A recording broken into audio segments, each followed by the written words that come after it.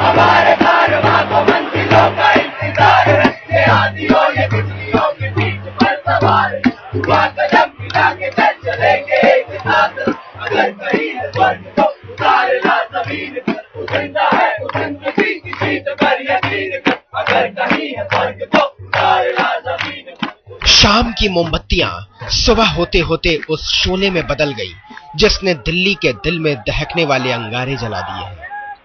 सफदरजंग अस्पताल के आईसीयू में भर्ती उस मासूम को तो पता भी नहीं होगा कि उसके लिए इंसाफ की लड़ाई हिंदुस्तान की हुकूमत से सीधी टक्कर ले रही है।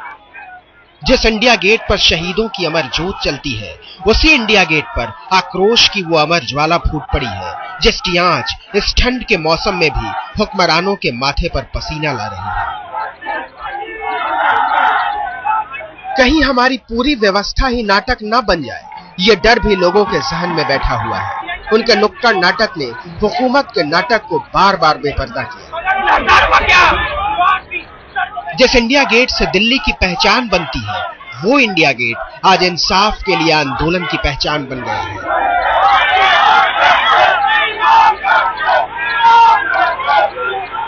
शनिवार की सुबह यहां किसी ने किसी को नहीं बुलाया था, कोई किसी को जानता नहीं, लेकिन 16 दिसंबर की काली रात को दिल्ली में जो कुछ भी हुआ उसने लाखों दिल्ली वालों को गुस्सा, आक्रोश और नफरत के गोलंबर पर लाकर खड़ा कर दिया।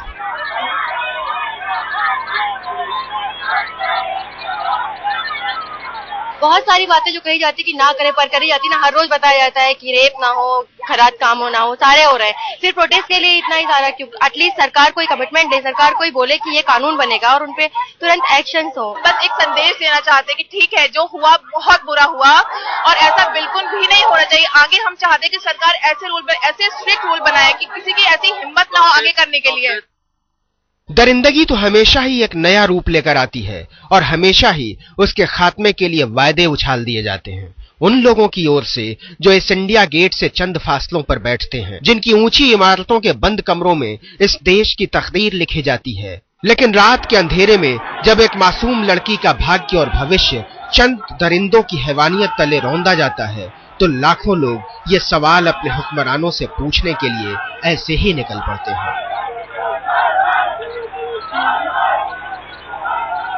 आप रात में जाएं, दिन में जाएं, किसी के साथ जाएं, किसी के साथ ना जाएं, डर तो लगता ही है।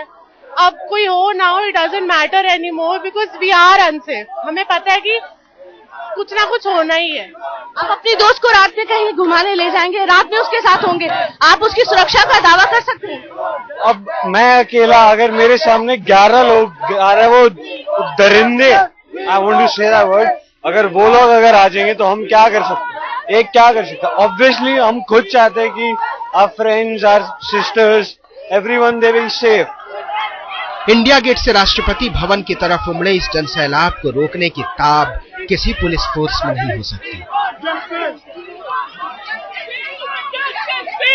आखिर इन हजारों चेहरों पर हिंदुस्तान के 125 करोड़ लोगों का गुस्सा तमतमा रहा है। इन आंखों में इस सड़ी गली व्यवस्था को नष्ट कर देने की बेचैनी समाई हुई है। इसीलिए ना तो नेताओं के जुबानी मरहम से इनके घाव भरते हैं और ना ही बात बात पर अपनी पीठ थपथपाने वाली पुलिस इनमें सुरक्षा का एहसास जगा पाती है। प्रणब मुखर्जी को हम ये दिखाना चाहते हैं कि देखो, एक राष्ट्रपति है आप, एक देश के, आपके देश में ऐसी शर्मनाक घटना घट रही है, अभी तक उनका कोई बयान नहीं आया। कितनी शर्मनाक घटना है। एक राष्ट्र का राष्ट्र प्रमुख देश में इतनी शर्मनाक घटना होने के बावजूद भी कुछ कह नहीं रहा है, दुख अपना जाहिर नहीं कर रहा है, जनता से ये नहीं कह रहा, तसल्ली नहीं दे रहा है कि कार्यवाही होगी। इससे बड़ी दुखी बात और क्या हो सकती है? देश भर में विरोध की शुरुआत हुई थी रेप के मुद्दे पर, लेकिन अब स्त्री सुरक्षा को सबसे बड़ा मुद्दा बना दिया गया है कि दिल्ली में, खासकर देश की राजधानी में और देश के बाकी छोटे बड़े शहरों और गांवों तक में स्त्रियों की सुरक्षा, लड़कियों की, महिलाओं की सुरक्षा को लेकर सवाल उठाया जा रहा है। कानून में संशोधन की बात की जा रही है। ये कानून को मानते हैं लेकिन अपने अधिकार और मांग के रास्ते में आई रुकावट को तोड़कर आगे बढ़ना चाहते हैं। ये हुकूमत से लोहा ले रहे हैं, उनकी लापरवाही के शीशों पर अपने होने के एहसास का पत्थर उछालते हैं और फिर अपनी आंखों में प्रशासन का वो धोखा महसूस करते हैं जो आंसू गैस की शक्ल में फेंकी गई है। जो कुछ आज विजय चौक पर हो रहा है, इससे पहले कभी नहीं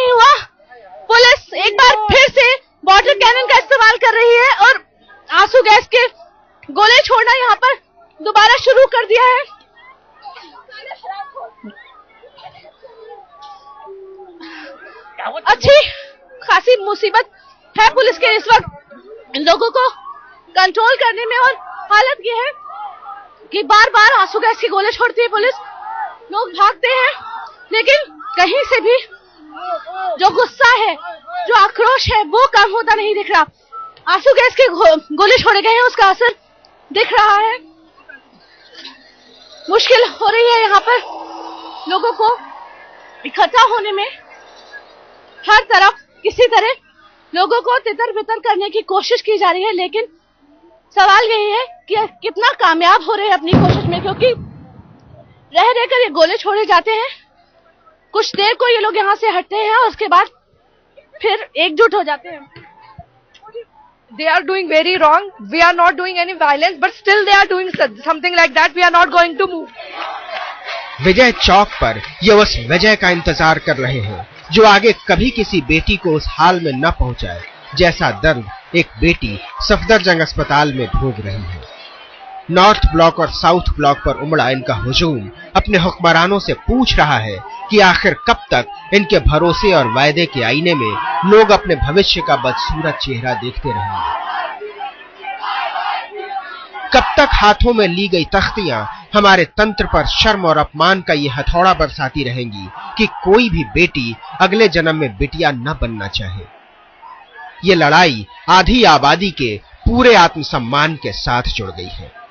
इंडिया गेट तैयारियां तो यहाँ चल रही थी देश की आन बान और शान शौकत की झांकियां निकाले जाने की, लेकिन एक लड़की के साथ एक चलती बस में इस शहर में जो कुछ हुआ उसके बाद ये जगह एक अखाड़ा बन गई है। एक लड़की की इज्जत को दांव पर ना लगे, उसकी इज्जत बची रहे। उन लोगों को फांसी दी जाए, पब्लिकली फांसी इसके लिए स्पेशल ट्रीटमेंट हो और उनको पब्लिकली असॉल्ट करा जाए, ब्रूटलाइज करा जाए।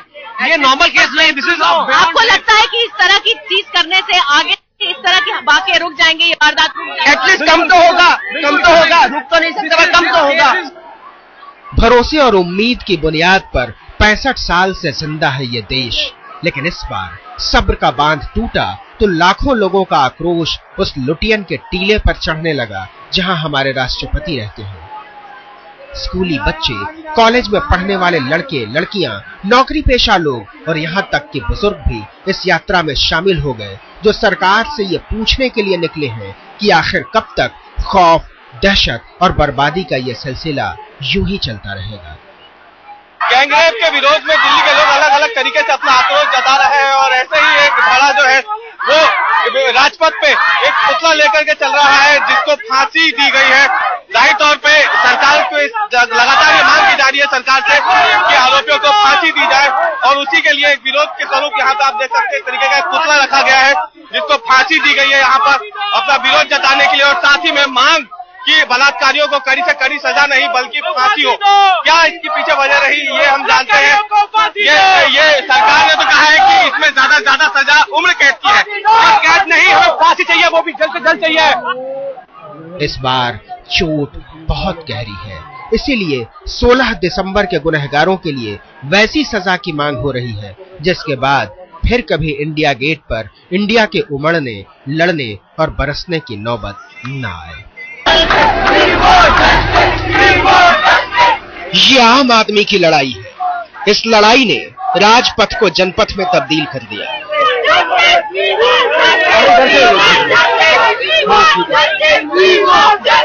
इंडिया गेट से राष्ट्रपति भवन के दरमियान वो आक्रोश बार बार उमड़ा जिसमें लोग ये सवाल उठाते रहे कि वीआईपी की सुरक्षा की कीमत कब तक चुकाता रहेगा आम आदमी। इंडिया गेट पर इकट्ठा हुआ ये जन आक्रोश हिंदुस्तान का है, लेकिन इस हवन में होम देने के लिए विदेशी भी आ पहुंचे। दिल्ली में जो कुछ हुआ है, गैंगरेप की जो घटना हुई है, उससे दिल्ली की नाक तो कटी ही है, दिल्ली का सर तो नीचा ही हुआ है, लेकिन देश की भी कहीं ना कहीं नाक जरूर कटी है। देश के बाहर के भी लोगों को लगता है कि दिल्ली शायद एक सुरक्षित शहर नहीं है लड़कियों के लिए, महिलाओं के लिए। इसका सबूत है कि आप देख सकते हैं कि हमारे साथ में विदेशी महिलाएं हैं। What's your name? Which country you are from? Germany. Why you are here? Are you aware that what is going on here? Yes, I'm totally aware of that. And I hate it. I hate it. This is not right. This is not what's supposed to be. But why did you decide to be part of this protest going on here? Because I have the right to feel safe. I'm white, okay? And I take the bus every damn night after work. And I'm scared. Okay, we want to make Delhi a safe place, and we want to have the chance to go out at night without being scared. Delhi के दामन पर लगा दाग पूरे हिंदुस्तान को मुंह चढ़ा रहा है। इंडिया गेट से विजय चौक तक उमड़े इस जनसैलाब में वो लोग भी शामिल हैं जिनकी आवाज को सरकार दरकिनार नहीं कर सकती। अगर ये मेजर्स पर्याप्त होते तो लोग बाग यहाँ पे क्यों आते? कुछ तो गड़बड़ है ना। अभी तक कुछ पर्याप्त नहीं है, बहुत चीजों की जरूरत है। कल होम सेक्रेटरी ने कहा दिल्ली पुलिस की को शाबाशी दी केस को सॉल्व करने के लिए। एक तरफ हाईकोर्ट ये कहता है कि फटकार लगाता है हाईकोर्ट, और होम सेक्रेटरी देखिए ऐसा है, एक चोर आपके घर का सारा सामान चोरी करके ले जाए, उसके बाद आप चोर को पकड़ लाएं, बहुत अच्छा हो जाएगा क्या? आपकी मुस्तैदी है कि आप चोरी ना होने दें, तो किस चीज की शाबाशी? उनको तो उसे फटकार लगानी चाहिए थी कि आपने अपना काम अच्छा नहीं किया। क्या दिल्ली सरकार सुन रही है? क्या लाखों की ये आवाज उस संसद की दीवारों को भेद पा रही है जहां हमारे भाग्य विधाता बैठते हैं? या फिर इस जन आक्रोश को भी इस बौछार के साथ बहा देना चाहती है सरकार? दर्द हद से ज्यादा गुजर गया तो बेदर्द हुकूमत से ऐसे भी भिड़ गए लोग। अपनी बहन बेटियों की हिफाजत के लिए, आधी आबादी की आबरू के लिए और 23 साल की उस मासूम के इंसाफ के लिए जो बगैर किसी गुनाह के जिंदगी की सबसे बड़ी यातना झेल रही है। आक्रोश इंडिया गेट पर उमड़ा, राजपथ पर आगे बढ़ा और विजय चौक पर हुकूमत के चौकन्ने होने की दस्तक दे गया। ये बच्चे किसी पार्टी या संगठन के कहने पर नहीं आए, वो हमारे बच्चे हैं, वो दुखित हैं, उनके अंदर क्रोध है। सुरक्षा अधिकारियों और इंसाफ के मतवालों में झड़प भी हुई, लाठीचार्ज की भी खबर आई। आंसू गैस और पानी की बौछार की घटनाओं ने सरकार को बैकफुट पर ला खड़ा कर दिया। जो भी बच्चे बैरिकेड तोड़ना चाह रहे हैं, पुलिस के बसों को तोड़ रहे हैं, कम से कम ये करना बंद करिए। आपकी आवाज स्पष्ट रूप से हो रही है, जो आप प्रोटेस्ट कर रहे हैं वो मुद्दा को मत खोइए। उधर सफदरजंग अस्पताल के आईसीयू में भर्ती गैंग रेप की शिकार लड़की ने अपने साथ हुई सबसे घृणित वारदात के पूरे 132 घंटे बाद अपनी जुबान खोली है, और जुबान खुली तो इंसाफ की यही फरियाद निकली, बलात्कारियों को सख्त से सख्त सजा मिले। अब तो उसकी आवाज में 125 करोड़ लोगों की हुंकार भी मिल गई।